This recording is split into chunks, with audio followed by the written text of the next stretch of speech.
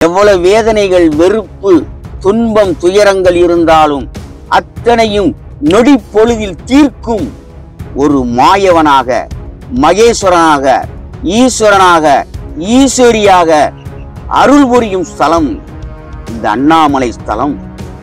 மலையை சுற்றினாலே உன் மனக்கவலை தீரும். இமயமலையில போய் தலைகீழ தவம் இருந்தாலும் ஞானம் பிறக்காதியா. ஆனா இந்த புனித பூமியிலே, இந்த உலகத்திலே மைய பகுதியில் இருக்கிறது, கரெக்டா மைய பகுதி இந்த திருவண்ணாமலை. சூரிய பகவான் இந்த பூமியிலே நடு பாதியில் இந்த விண்ணில் உலா வரும்போது இங்கே இருக்கிற அந்த சிவலிங்கத்தின் மேலே அந்த சூரிய கதிர்கள் படுகிறது. அந்த இருமுடியவனை சுமந்துக்கிட்டு போய் சொல்றாரு. இங்க இருந்து கேரளா தாண்டி ஐயப்பன் கோயிலுக்கான ஐயப்பன் கோயிலுக்கு கடவுளாக இருக்காரு. 150 அடி, 200 அடி, 300 அடி. நீ எத்தனை அடி உழைத்தினான் ஐயா? அதற்குள் கடவுள் இருக்காரா? சூனியத்தில் மக்கள் ஏமாந்து கொண்டு இருக்கிறார். சூனியம், செய்வனை, கோளாறு, அவன் வச்சுட்டான், இவன் வச்சுட்டான். கோயில் கட்டுவதற்கு எவனுக்கும் அதிகாரம் கிடையாது இந்த உலகத்துல. பணம் இல்லாமல் இந்த பூமியிலே பிணமாகும் மனிதர்கள் எத்தனை எத்தனை எத்தனை. விண்ணில் ஜோதி பிறக்கவில்லை என்றால் இந்த மண்ணிலே எந்த சாமிக்காவது சாதிக்காவது சரித்திரம் இருக்குமா ஐயா? இறைவன் கொடுத்த அந்த இயற்கை போதை என்ன விஷமா? விஷமா? விளை நிலத்தை அழிப்பவன் ஒரு பாவி. அப்படிப்பட்ட பாவிகளுக்கெல்லாம் ஓட்டே போடக்கூடாது. அப்படி ஓட்டு போட்டா பின்னால உங்க வாரிசுகள்லாம் சோறு இல்லாம செத்தே போவான் அந்த பூமியில. 3 நேரம் உணவு எடுத்தவன் 1 நேர உணவு, இடையிலே உண்பதும் கிடையாது. அடுத்த அமாவாசை, பௌர்ணமி, முழுமையான விரதம். பல நிலைகளை கடந்து கடந்து கடந்து அந்த இறைவனை அறிந்தேன். இந்த உலகத்தின் தெய்வம் யார்? காட் யார்? கடவுள் யார்? ஐயா வணக்கம். வணக்கம் ஐயா. உங்களை பார்த்ததுல எனக்கு ரொம்ப மகிழ்ச்சியா இருக்கு. உங்களை நான் யூடியூப்ல நிறைய வீடியோஸ் பார்த்துருக்கேன். உங்களோட கருத்துக்கள்லாம் வந்து பாத்தீங்கன்னா ரொம்பவே உண்மைத்தன்மையாகவும் ஆன்மீகமாகவும் மக்களுக்கு தேவையான கருத்துக்களா இருக்கு. அதனாலதான் ஐயா உங்களை இன்னைக்கு பார்க்க வந்தோம் நாங்க. ரொம்ப சந்தோஷம் ஐயா. ஐயா, நான் சில கேள்விகள் உங்ககிட்ட கேட்கிறேன். கேளுங்கள் கேளுங்கள். சொல்வதற்காகத்தான இந்த அடியார்கள், சிவனடியார்கள் கூட்டம் இந்த திருவண்ணாமலையில இருக்கு.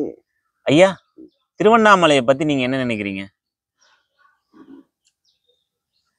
ஜெய் மாதாஜி, ஜெய் அருட்பெருஞ்சோதி.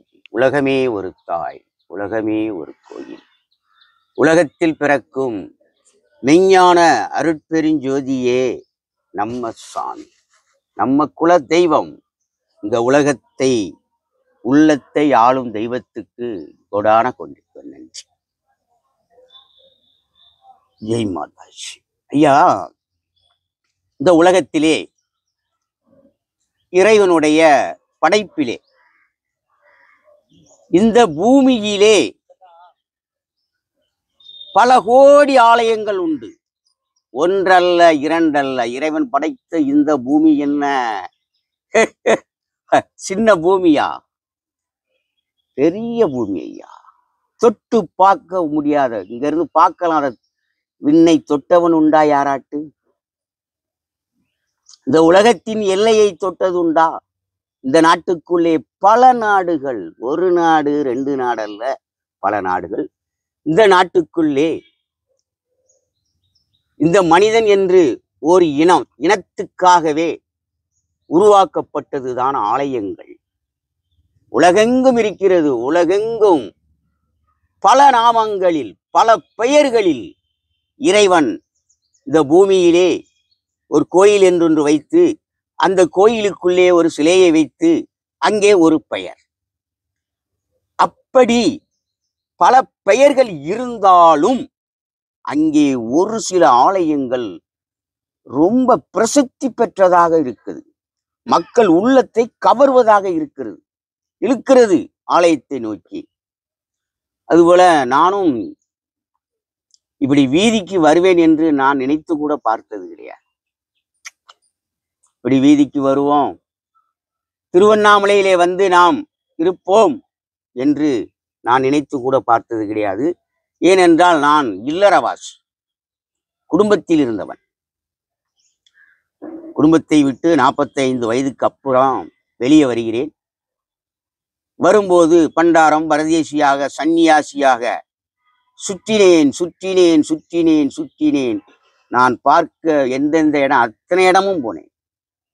காடு மேடு மலைகள் ஊர்கள் கடல்கள் என்று சுத்தி பார்க்க பார்க்க இந்த பிரம்மாண்டமான இந்த அற்புதமான உலகம் இருளாக இருந்தது, மாயையாக இருந்தது. எனக்கு வெட்ட வெளிச்சமானது, ஒளியானது அந்த அருட்பெருஞ்சோதியாலே, கருணையாலே. எதை பார்த்தாலும் அதற்கு எனக்கு விடை கிடைத்தது. அப்படி பார்க்கும்போது எத்தனை ஆலயங்கள் இருந்தாலும் இதிலே மக்கள் உள்ளத்தை கவரும் ஒரு அற்புதமாக ஆலயமாக இருப்பது இந்த திருவண்ணாமலை புனித சித்த ஞான பூமியிலே அருளாட்சி புரியும் அருட்பெருஞ்சோதி ஆண்டவர். அவர் பேரு ஜோதி ஸ்தலம்னு சொல்றான். அருட்பெருஞ்சோதி, ஜோதி ஸ்தலம், ஞானம் பிறக்கும் ஒரு அற்புத ஸ்தலமாக மனதினுடைய மனதை எவ்வளவு வேதனைகள், வெறுப்பு, துன்பம், துயரங்கள் இருந்தாலும் அத்தனையும் நொடி பொழுதில் தீர்க்கும் ஒரு மாயவனாக, மகேஸ்வரனாக, ஈஸ்வரனாக, ஈஸ்வரியாக அருள் புரியும் ஸ்தலம் இந்த அண்ணாமலை ஸ்தலம். மலையை சுற்றினாலே உன் மனக்கவலை தீரும் தீரும் தீரும். அப்படி இறைவனால் அருள் பாவிக்கப்பட்ட ஒரு அற்புத ஸ்தலம் என்பதை நான் இங்கு வந்த பின் போக போக போக போக போகத்தான் அறிந்தேன் ஒழிய ஆரம்பத்தில் அறியவில்லை. அதுபோல நான் வீட்டை விட்டு வெளியே வரும்போதே சன்னியாசியாகத்தான் வந்தேன். வந்த பின் பல ஆலயங்கள் சுற்றி பார்த்த பின் என்னுடைய மனநிலை மாறியது. 3 நேரம் உணவெடுத்தவன் 1 நேர உணவு, இடையிலே உண்பதும் கிடையாது. அடுத்தல அமாவாசை, பௌர்ணமி, முழுமையான விரதம். பல நிலைகளை கடந்து கடந்து கடந்து அந்த இறைவனை அறிந்தேன். இந்த உலகத்தின் தெய்வம் யார்? காட் யார்? கடவுள் யார்? கற்சிலைக்குள் அல்ல கடவுள். கற்சிலைக்குள் கடவுள் நாம் வணங்குவதற்காகத்தான் என்று அந்த இறைவனை நினைத்து, அதுபோல இந்த பூமியிலும் இனி இறைவனை நினைத்து வணங்கினாலும் இது அருட்பெருஞ்சோதி ஸ்தலமாக இருப்பதால் சித்தர்களும் ஞானிகளும் மகான்களும் இந்த பூமியிலே இறை இல்லாத நிலையிலே தவம் இருந்தால், அந்த இறைவனை நோக்கி கொண்டே இருந்தால் அவன் உள்ளத்தில் உள்ள இருள்கள் ஒளியும், ஒளி பிறக்கும். அவன் உள்ளத்திலே இறைவன் ஓதுகிறார் ஒளியாக. அதுபோல இந்த ஸ்தலம் இந்த உலகத்தில் உள்ள அத்தனை மக்களையும் அந்த மனதை இழுத்து கொண்டு வருகிறார் இறைவன். மற்ற ஆலயங்கள் எல்லாம் பல பேர்கள் இருந்தாலும் இந்த திருவண்ணாமலை இமயமலையில போய் நீ தலைகீழ தவம் இருந்தாலும் ஞானம் பிறக்காதியா. ஆனா இந்த புனித பூமியிலே அந்த இறை அடியாராக, ஒரு சிவன் அடியாராக, ஒரு துறவியாக, ஒருவன் சரியான முறையில் அந்த இறை நிலையில் இந்த பூமியில் வாழ்ந்தால் நிச்சயமாக அவனுக்கும் ஞானம் பிறக்கும். இதுமாரி கடவுள் இந்த பூமியிலே அருள் பாவிக்கிறார், அருள் புரிகிறார். ஆனால் நாம் நினைத்தவுடன் இந்த ஆலயத்துக்கு, மற்ற ஆலயத்துக்கு போயிடலாம், நினைச்சா மறுநாளே போய் நிற்கலாம். ஆனா இந்த புனித இந்த ஞான பூமியிலே, அருள் பாவிக்கும் இந்த அற்புத பூமியிலே நினைத்தவுடன் நாம் வர முடியாது. அந்த அண்ணாமலையாரே, உண்ணாமலை தாயே என்று அந்த அம்மை அப்பனை நாம் மனதுருக நினைத்தாலே போதும், இறைவன் நமக்கு நல்ல புத்தியை கொடுப்பார், அறிவை கொடுப்பார். முக்தியை கொடுக்க மாட்டாரு. முக்தினா என்ன? நல்லா வாழ்ந்து கடைசி காலத்தில் இந்த உடலை விட்டு உயிர் பிரிவதுதான் முக்தி. அவர் முக்தி அடைந்தார், இயற்கை எய்தினார், இறைவன் திருவடியை சரணடைந்தார். அப்படி என்றதுக்கு பல பெயர் உண்டு. அதிலே முக்தியும் ஒன்று, முடிவு.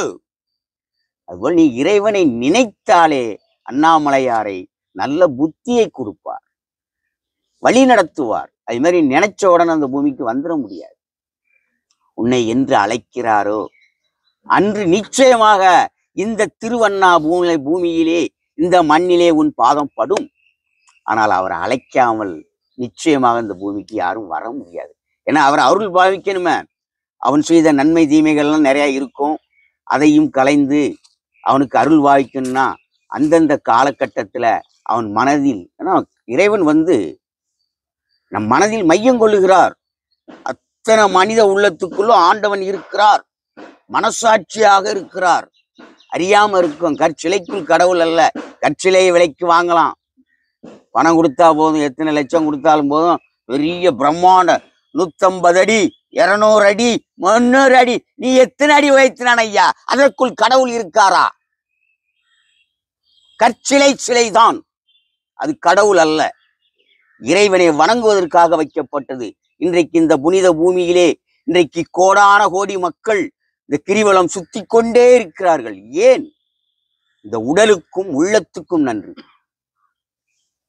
இறைவன் உள்ளத்துக்கும் நல்ல ஒரு தர்மத்தை செய்து இங்க இருக்கிற அடியார்கள், சாது, சன்னியாசிகள், துறவிகள், ஏன் அந்த பட்டாளம் இங்கே கொஞ்சம் பேரா, ஒருத்தர் 2 பேரா, 1000க்கு மேல இந்த திருவண்ணாமலையை சுத்தி ரவுண்டிங்ல இருக்காங்க துறவிகள். ஏன் இருக்கிறார்கள் அந்த துறவிகள்? எதற்காக இருக்கிறார்கள்? அறிந்தானா இந்த வரக்கூடிய பக்தர்கள்? அறியவில்லை. இன்னும் ஊனக்கண்ணால் தான் பார்க்கிறார்கள் ஒழிய ஞான கண்ணால் பார்க்கவில்லை. ஞானக்கண் என்பது நெத்தி புற்ற 3வது கண் நெற்றியில் அல்ல, உன் உச்சி மண்டையில இல்ல, உன் மனதுக்குள் இருக்கிறது ஞானக்கண். அங்கே திறக்கணும். உனக்கு திறந்தால் இந்த உலகமே உனக்கு வெட்ட வெளிச்சமாக இருக்கும். அங்கே இருள் இருக்காது, உண்மை இருக்கும், பொய் இருக்காது. பொய்கள் அத்தனையும் களையப்படும். பொய் என்பது உன் உள்ளத்தில் மயிரளவு கூட இருக்காது. உண்மையோடு நீ இருந்தால் உன்னோடு இறைவன் இருப்பான், இந்த உலகத்தை அறிய செய்வார். அதுபோல இந்த பூமி ஒரு அற்புதமான பூமி, ஞான பூமி, புனித பூமி என்பதை என் மனம் முழுமையாக அறிந்தது. இந்த பூமி அருள் புரியும் ஸ்தலம், அற்புதமான ஸ்தலம். அது கற்கோயில் அல்ல, அது ஒரு பொற்கோயில். இறைவனால் உருவாக்கப்பட்ட, எந்த அரசனும் கட்டல. கோபுரத்தை வேணா கட்டியிருப்பான் மேல. மனிதனே ஆரம்பத்துல எப்படி வீட்டிலேயா வாழ்ந்தான்? குடிசையில் வாழ்ந்தான். கோபுரத்திலேயா வாழ்ந்தான்? இன்னைக்கு வாழ்றான் கோபுரத்துல. அன்றைக்கு ஆலயம் பெரிய கோபுரமாக கட்டப்பட்டது. அது சின்ன சின்ன கோயில் அல்ல, பெரிய பெரிய பெரிய பெரிய கோயில்கள், பெரிய பெரிய கற்களால் எந்தவித ஒரு இயந்திர வசதியும் இல்லாத ஒரு காலகட்டத்திலே அமைக்கப்பட்ட கோயில்கள் தான் கற்கோயில்கள். அதுதான் நமக்கு பொற்கோயில், நாம் வணங்க வேண்டிய தெய்வம். அதுபோல இந்த திருவண்ணாமலை புனித சித்த ஞான பூமியிலே அருள் புரியும் ஆண்டவர், அற்புதவர், மனதோடு மையங்கொள்ளும் மாயன், ஈசன், ஈஸ்வரி, அந்த தேவன், அந்த மெஞ்ஞான கடவுள், அருட்பெருஞ்சோதி சூரிய பகவான் அருள் புரிகிறார். இங்கே உள்ள கற்சிலையும் அல்ல, மலையும் அல்ல, கடவுள் அருள் புரிகிறார். இந்த இடத்துக்கு நீ வரும்போது, இந்த இடமும் இந்த உலகத்திலே மைய பகுதியில் இருக்கிறது. கரெக்டா மைய பகுதி இந்த திருவண்ணாமலை. அடுத்தால இங்கே இருக்கிற திருநேர் அண்ணாமலையார் அப்படிங்கிற ஒரு நேமிலே இப்ப பேசிக்கொண்டு இருப்பது அந்த ஆலயத்திற்கு பின்னால் உள்ள அந்த அற்புதமான உண்ணாமலை அம்மன் தீர்த்தம் என்ற இடத்திலே. இந்த இடத்திலே சூரிய பகவான் இந்த பூமியிலே நடு பாதியில் இந்த விண்ணில் உலா வரும்போது இங்கே இருக்கிற அந்த சிவலிங்கத்தின் மேலே அந்த சூரிய கதிர்கள் படுகிறது, அந்த ஒளி படுகிறது. இறைவன் எப்போது வரும்போது? நேர்பாதையில் கரெக்டா வரும்போது, அந்த மைய பகுதியில். அதனால் இதற்கு பெயர் திருநேர் அண்ணாமலை. அதுபோல் நீங்க கோயில் வணங்கினாலும் அதற்கு நிகரான, அதைவிட அற்புத சக்தி உள்ள இடம் அந்த திருநேர் அண்ணாமலை. சித்தர்கள், ஞானிகள், மகான்கள் முதல் தவம் இருந்த ஒரு சுற்றுவட்ட பூமி இந்த இடம். அப்படிப்பட்ட ஒரு அற்புதமான பூமி. இவர் இன்னைக்கு சூனியத்தில் மக்கள் ஏமாந்து கொண்டு இருக்கிறார்கள். சூனியம், செய்வினை, கோளாறு, அவன் வச்சுட்டான், இவன் வச்சுட்டான், நேரம் சரியில்லை, கிரகம் சரியில்லை, தோஷம் பிடிச்சிருக்கு, சனி பிடிச்சிருக்குன்னு உண்மையான ஆன்மீகத்தை மறைத்து சூனியத்தை இன்னைக்கு பரப்பி கொண்டு இருக்கிறார்கள்.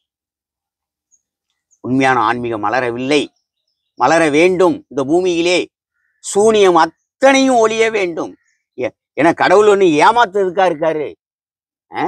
அதாவது தீய வழியில ஒரு வழியில போயிட்டு இருக்காங்கன்னா நம்ம வழி சரியில்லை, நம்ம புத்தி சரியில்லை, கொள்ளையடிக்கிறதும் கொலை பண்ணுவதிலையும் வழிப்பறி பண்ணுவதிலையும் முள்ளமாரித்தனம், முடிச்செழுத்தனம், படுக்காளித்தனம், இப்படி தீய எண்ணங்களும் குணங்களும் நம் உள்ளத்தில் குடிகொண்டு நம்மளை வாழ விடாமல் தடுக்கிறது. நமக்கு நல்ல வழி பிறக்கவில்லை. ஆண்டவனே, கடவுளே, இறைவா ஒன்று, அந்த இறைவனை நோக்கி நாம் வரும்போது, அந்த ஆண்டவனை வணங்கும் போது இறைவன் அங்கே மாற்றத்தை கொடுக்கிறார். மாற்றத்தை கொடுத்து அவனுக்கு நல்ல வழியை காட்டுகிறார். இன்றைக்கு சாமியை கும்பிட்டும் நிறைய பேர் பாவியாதான் வாழ்றான், சாமியாக வாழவில்லை. என்றைக்கு இந்த மனிதனின் உள்ளத்தில், இந்த மண்ணில் பிறக்கும் ஒவ்வொரு மனிதனின் உள்ளத்துக்குள்ளும் உண்மை, அன்பு, தருமம், கடமை, மனசாட்சியோடு என்று வாழ்கிறார்களோ அன்று உண்மையான ஆன்மீகம் மலரும். அதுபோல் நமக்காக கட்டப்பட்ட அந்த அற்புதமான கற்கோயிலை வணங்காமல் எவன் கோயிலை கட்டினாலும் அங்க போய் சரண்டர் ஆயிடுறான். இந்த அன்றைக்கு ஆண்டவனாக கட்டப்பட்ட கோயில்களுக்கு கூட இன்னைக்கு கூட்டம் கம்மியா இருக்கு. இன்னைக்கு தனியார் கட்டி வச்சிருக்காயா கோயில், பெரிய பெரிய கோயிலும் பெரிய பெரிய சிலை. கோயில் கட்டுவதற்கு எவனுக்கும் அதிகாரம் கிடையாது இந்த உலகத்துல. கடை வைக்கலாம், தனி கோயில் கட்டுவதற்கு எவனுக்கும் அதிகாரம் கிடையாது. இன்னைக்கு கோயில் கட்டி வச்சுக்கிட்டு பாலை ஊத்துறேன், கூளை ஊத்துறேன்னு பல பரிகாரத்தை போடுதேன், மாலையை போடுதேன், மயிரை கொடுக்குறேன்னு ஏமாத்திக்கிட்டு இருக்காங்க. இறைவன் என்ன இருமுடியவனையும் சுமந்துக்கிட்டு போய் சொல்றாரு. இங்க இருந்து கேரளா தாண்டி ஐயப்பன் கோயிலுக்கான, ஐயப்பன் கோயிலுக்கு கடவுளாயே இருக்காரு. மாலையை போட்டு வேஷம் போடுதல் தான் ஐயா குறியா இருக்கான். வேஷத்தை போடுவதிலையும் கோஷம் போடுவதிலையும் குறியா இருக்கான். அந்த உள்ளூர் கோயிலை கும்பிடுவது கிடையாது. ஏன் நீ அந்த கோயில்ல விரதம் இருந்து, அந்த உள்ளூர் கோயிலிலே விரதம் இருந்து அங்கே மாலையை போட்டு மாயா கலத்துனான, இங்க இருந்து போய் ஒரு இடத்துல போய் இடிபட்டு மிதிபட்டு அடிபட்டு, ஏயா உண்மையான ஆன்மீகம் உன் உள்ளத்தில் இருக்கும் போது நீ தேடி அங்க ஏன் போற? இருக்கும் இடத்திலிருந்தே அந்த இறைவனை வணங்கலாம். அந்த அருட்பெருஞ்சோதி ஆண்டவரை, சூரிய பகவானை ஒரு நிமிடம் வணங்கினால் போதும். இறைவனை, அந்த உலகமே தாயாக கருவாக இருக்கும் அன்னையை, மாதாவை, இந்த உலகத்தையும் அந்த உலகத்தில் பிறக்கும் ஜோதியை தான் நாம் வணங்க வேண்டும். உண்மையே உலகின் ஒளி, இறையாண்மையின் வழி, உண்மைகள் உறங்காது விழித்து கொண்டே இருக்கும் இறைவனின் கண்கள் விண்ணில் ஒளியாக. விண்ணில் ஜோதி பிறக்கவில்லை என்றால் இந்த மண்ணிலே எந்த சாமிக்காவது சாதிக்காவது சரித்திரம் இருக்குமா ஐயா? இந்த உலகத்தை ஆராய்வதற்கு ஒரு மனிதன் இருப்பானா? விண்ணிலே ஒரு நாள் அந்த அருட்பெருஞ்சோதி உதயமாகவில்லை என்றால், பிறக்கவில்லை என்றால் இந்த பூமியிலே எந்த உயிர் வாழும்? எந்த உயிர் இருக்கும்? உயிரோட ஒரு உயிரும் இருக்காது ஐயா. எந்த சாமி இருந்தாலும் இவன் செத்து போவான். ஒரு நாள் பிறக்கலாம், அங்க கல் சிலை இருக்கும், அதை எவன் போய் கும்பிடுவான்? இன்றைக்கு போலிகளை நம்பி இந்த மக்கள் ஏமாந்து கொண்டு இருக்கிறார்கள். அப்படி நீங்கள் செலவழிக்கும் பணத்தை திருவண்ணாமலைக்கு வந்து அந்த அருட்பெருஞ்சோதி ஆண்டவரை வணங்கிவிட்டு அங்கே இருக்கிற சாது சந்நியாசி துறவிகளுக்கு உங்களால் இயன்ற ஒரு தருமத்தை விதைத்து கொண்டே போனால் அதே உங்களுக்கு பயிராகி கொண்டே இருக்கும். தருமத்தை பரிகாரத்துக்கு செலவழிக்கான், ஆயிரமா லட்ச லட்சமா கோடி கோடியா. ஆனா அந்த கிரியலோபாரில் சாதித்து தர்மம் போடுறதுக்கு யோசிக்கான். இந்த பூமி தர்ம பூமி, ஞான பூமி. அப்பேற்பட்ட ஒரு பூமியிலே வந்துட்டு இறைவனுடைய அருளை பெற்று செல்ல வேண்டும். இங்க வந்துட்டியா, ஒரு முறை அந்த ஆலயத்தை நீ சுற்றினாலும் இறைவனுடைய அருளை பெற்று செல்பவனாக இருக்க வேண்டும். உள்ளத்தில் உண்மையோடு இறைவனை வணங்க வேற வேண்டும். உள்ளத்தில் உண்மை இல்லாதவன் இறைவனை வணங்குவதற்கே தகுதி இல்லாத ஒரு பாவி அவன். அவன் சாமி இல்ல, உன் உள்ளத்துல பூரா உண்மை இல்லை, உன்கிட்ட அன்பு இல்லை, தர்மம் இல்லை, கடமை இல்லை, மனசாட்சி இல்லை. அப்படி இருந்து நீ ஆலயத்துக்கு வர, நீ வரவே வேண்டாம். நீ சாமியை கும்பிட வேண்டாம், வேண்டாம், வேண்டாம். உன் உள்ளம் மாறி நீ நல்வழி நடப்பதற்குத்தான் இந்த ஆலயம். பக்திக்கு ஆலயங்கள் எதற்கு? பக்திக்கு, பரிகாரத்துக்கும் அல்ல, சூனியம் வைக்கிறதுக்கும் அல்ல. இன்னைக்கு பரிகாரத்துக்கும் ஜூனியத்துக்கும் தான் ஆண்டவனை பயன்படுத்துறான், ஏமாற்றி கொண்டு இருக்கிறார்கள். அதுபோல ஆன்மீகமும் அரசும் ஒன்று, ரெண்டு ஒன்றையா, ரெண்டு மக்களை காப்பதற்கு ஆன்மீகமும் அரசும் ஒன்று. அறியாத வாயில மண்ணு, இன்னும் அறியல மண்ணுதான், இன்னும் அறியவில்லை என்றால் பாறாங்கல்லு வச்சிரும் அரசியல்வாதி. இந்த மக்களுக்கு இப்பவுமே அடிமைப்படுத்திட்டான். என் கட்சி, உன் கட்சி, எல்லா கட்சியும் அடிமை.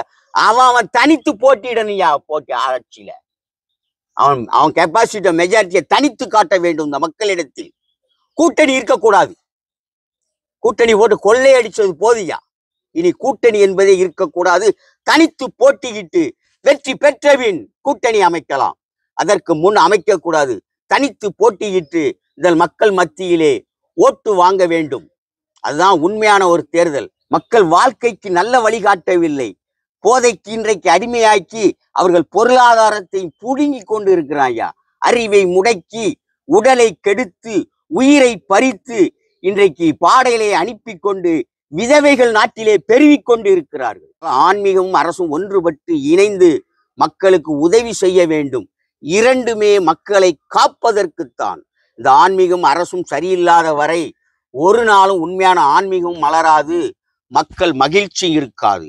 அனுதினமும் இந்த மனித இனத்தால் மனிதனுக்கு துன்பம், துயரம், வேதனை நடந்து கொண்டே இருக்கும், அரங்கேற்றம் ஆகிக்கொண்டே இருக்கும். வறுமையும் ஒழியாது, நோயும் ஒழியாது, துன்பமும் ஒழியாது. இன்னைக்கு பாருங்க, நாட்டில் எடுத்துக்கிட்டா என்னையா நடந்துகிட்டு இருக்கு?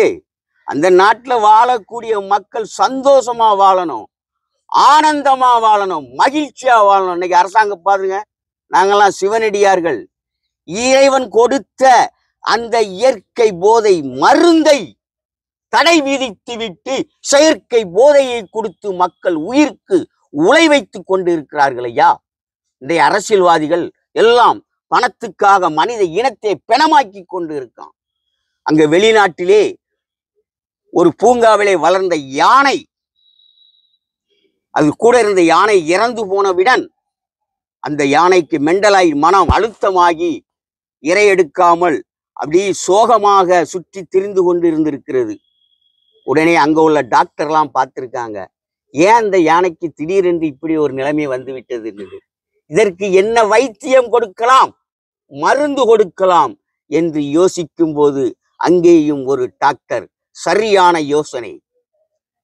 இயற்கை போதை, சிவ மூலிகை, அந்த கஞ்சா என்று சொல்லக்கூடிய அதன் எண்ணெயில் இருந்து எடுக்கப்பட்டதை ஒரு சில துளி கொடுக்கிறார்கள். அந்த மருந்தை கொடுத்த சிறிது நேரம் கழித்து அது ரிலீஃப் ஆகிறது, மன விடுதலையாகி மன அழுத்தம் குறைந்து இறை எடுக்க பழைய நிலைக்கு வந்து விட்டது. பார்த்தால் ஒரு துளி சிவ மூலிகை, இறைவன் கொடுத்த மருந்து, இயற்கை மருந்து. அடுத்த ஆளை பார்த்தீங்கன்னா இப்ப உக்ரைன் நாட்டிலே நடந்து கொண்டு இருக்கிற அந்த போர் வீரர்களுக்கு பிராண்டிய கொடுத்தான், விக்ஸை கொடுத்தான், ரம்ம கொடுத்தான், என்னெல்லாம் தேவையா கொடுத்தான். ஆனா இன்று அந்த நாட்டில் உள்ள அதிபர் யோசித்தான், இந்த மக்களுக்கு எந்த மருந்தை கொடுத்தால் இந்த இராணுவ வீரர்கள் சரியான நிலையில், உண்மையான நிலையில் கடமையோடு செயலாற்றுவார்கள் என்று. அவர் மனம் சோர்ந்து வெறுப்பும் வேதனையிலும் இந்த மக்களை காப்பதற்காக தனிமையில் இருந்து கொண்டு வாடும் அவர்களுக்கு மன வெறுப்பையும் வேதனையையும் அழுத்தத்தையும் போக்க எதை கொடுக்கலாம்? ஒரு தாம்பாரியாங்க சிவ மூலிகைய இராணுவ வீரர்களுக்கே கொடுக்காங்க ஐயா. இந்த மனதை ஒருநிலைப்படுத்த, அவங்க மன அழுத்தத்தை போக்க. யானைக்கு மன அழுத்தத்தை போக்கியது, இங்கே இராணுவ வீரர்களுக்கு மன அழுத்தத்தை போக்கியது. எல்லாரும் இவர்களும் மனிதர்களே என் மனுஷனுக்கு மன அழுத்தத்தை போக்காதா? இறைவன் கொடுத்த அந்த இயற்கை போதை என்ன விஷமா? விஷமா? விஷமா? மருந்தா? இயற்கை போதையை விற்றால் குண்டர் சட்டனம், தண்டனை, சொத்து பறிப்பு.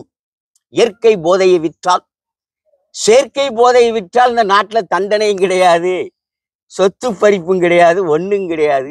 மனித உயிரை அனுதினமும் பறித்து கொண்டு இருப்பது எது? செயற்கை போதை. வாழ்க்கை சொர்க்கமா? போதை சொர்க்கமா? வாழ்க்கையே போதையான மாதிரி இன்னைக்கு வீதி எங்கும் போதை கடை திறந்து வாழ்க்கையே போதைய சாவுனி. யார்? இந்த அரசியல்வாதிகள் போட்டு பணத்தை குமிச்சுக்கிட்டு இருக்கான் ஐயா. போதையாக்கி இந்த மக்களை அடிமையாக்கி போதையிலே ஆட்சி நடத்தி கொண்டிருக்கும் ஒரு அரசாட்சி இது. எப்பேற்பட்ட தலைவர்கள் வாழ்ந்த இந்த புனித பூமியிலே இன்று நாட்டின் மீதும் கடன் கடன் கடன். இந்த கடன் அடைக்க போகுது யாரியா? அரசு அடைக்குமா? பல லட்சம் கோடி வாங்கிட்டு இங்க விலைவாசியை கூட்டி வச்சுட்டே போறான். இன்னைக்கு டீ நக்கி குடிக்க அளவுல இருக்கு. டீ 15 ரூபா ஒரு கட்டக்கப்புல. அன்னைக்கு வட்டக்கப்புல குடிச்சான் 10 ரூபாய்க்கு 8 ஆவுக்கும். இன்னைக்கு 15 ரூபா கொடுத்தும் ஒரு வட்டக்கப்புல கொடுத்து நக்கி குடிக்க அளவிற்கு அத்தனை பொருளும் தரங்கட்டு போச்சு. தரம் இல்லாத நிலையில் விலை எல்லாம் ஆட்டம் பாட்டம் கொண்டாட்டம் வேஷமும் தான் அதிகமா இருக்கோழிய உண்மையான பற்றுதலோடு இந்த மக்களை கவனிக்கவில்லை. எல்லோர் சிரிப்பிலும் இறைவனை காண வேண்டும். எல்லோரும் அந்த இறைவன் படைத்த பெற்ற பிள்ளைகளே. எல்லோரும் வாழ வேண்டும், ஆள வேண்டும், அனுபவிக்க வேண்டும். நிரந்தர உயிருக்கோ சொந்தக்கார மனிதன் இந்த மண்ணில் எவனும் இல்லை. இல்லாத போது இன்று தருமம் இல்லை. தருமம் என்று ஒன்று இருந்தால் இன்றைக்கு ஏழைகள் என்று ஒன்று யாருமே இல்லை. இந்த இறையாண்மை நிறைந்த இந்த புனித சித்த ஞான பூமியிலே, இந்த இந்திய திருநாட்டிலே பிறக்கும் மனிதர்கள் மனித தர்மத்தோடு வாழ்ந்தால், பிச்சைக்காரனும் பெரும் பணக்காரனே தர்மத்தோடு வாழ்ந்தால், தர்மம் இல்லைன்னா அப்ப பிச்சைக்காரனே பெரும் பணக்காரன்னா மற்ற ஏழைகள் கேட்கவா செய்யணும்? அவர்களும் பெரிய லட்சாதிபதிகளே. யாரும் ஏழை கிடையாது. மக்களை ஏழையாக்கி கொண்டே இருக்கிறான். நாட்டில் உள்ள விளை நிலங்களை எல்லாம் அழிச்சு கொண்டு இருக்கான் ஐயா. சென்னை மாநகரிலே 474 குளம், ஏரிகள், குளம், இயற்கை இறைவன் கொடுத்த கொடை பரிசு, தண்ணீர்களை தேங்கி வைக்க 474 குளத்திலே இன்று இருப்பதோ 43 குளம். அதை அழித்தது யார்யா? அதை அழிச்சவனுக்கெல்லாம் ஓட்டு போடலாமா ஐயா? தொழில் வளத்தை பெருக்கிறோம் என்று விளை நிலத்தை அழித்து கொண்டிருக்கிறான் பாவிகள். விளை நிலம் இல்லை என்றால் உயிர் வாழ முடியுமா? அந்த பூமியிலே எந்த தொழிற்சாலை இயங்கும்? விளை நிலத்தை அழிப்பவன் ஒரு பாவி. அப்படிப்பட்ட பாவிகளுக்கெல்லாம் ஓட்டே போடக்கூடாது. அப்படி ஓட்டு போட்டா பின்னால உங்க வாரிசுகள்லாம் சுவார் இல்லாம செத்தே போவான் அந்த பூமியில. எல்லோரும் நல்லோராய் வாழ வேண்டும். எல்லோர் சிரிப்பிலும் இறைவனை காண வேண்டும் என்பதுதான் என் விருப்பம் அல்ல, இறைவனின் விருப்பம், இந்த ஆண்டவனின் விருப்பம். நான் படைத்து எல்லாம் கொடுத்தும் இந்த மக்கள் பணம் என்ற ஒன்று இல்லாததினால் வெறுப்பிலையும் வேதனையிலும் தற்கொலை. இன்றைக்கு பாருங்க, பணம் இல்லாமல் இந்த பூமியிலே பிணமாகும் மனிதர்கள் எத்தனை எத்தனை எத்தனை.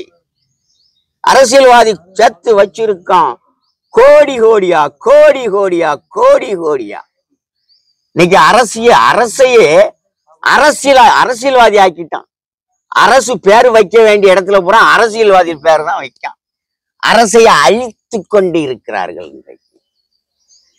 அதுபோல இந்த புனிதமான இந்த அற்புத பூமியிலே ஒன்றுபட்டால் ஒன்று வாழ்வு, ஒற்றுமையே உயர்வுக்கு வழி, கூடி வாழ்ந்தால் கோடி நன்மை உங்களை நாடி வரும் என்பது உண்மை.